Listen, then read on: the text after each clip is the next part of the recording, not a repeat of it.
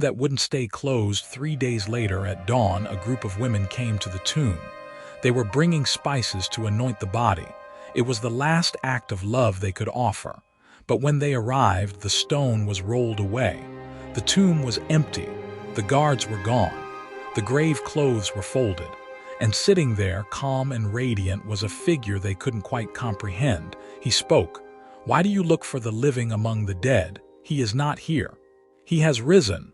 They ran, terrified, confused. They told the disciples. Peter and John sprinted to the tomb. John arrived first but didn't go in.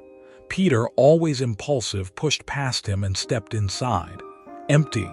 Then to two disciples walking to Emmaus. They didn't recognize him at first. He walked with them for miles, explaining the prophecies, showing them how everything in the ancient texts had pointed to this moment. And when they sat down to eat, he broke bread and they knew. Then to 500 people at once. An entire crowd, not a private vision, a public event.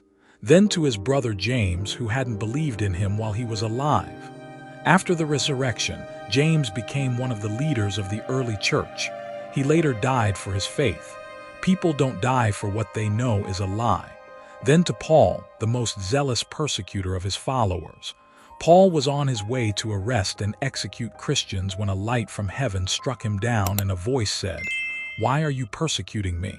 Paul was blinded. When his sight returned, he had become the most powerful evangelist the world has ever known. He wrote half the New Testament, and he too was eventually executed for refusing to deny what he had seen. These weren't hallucinations. These weren't legends that grew over centuries.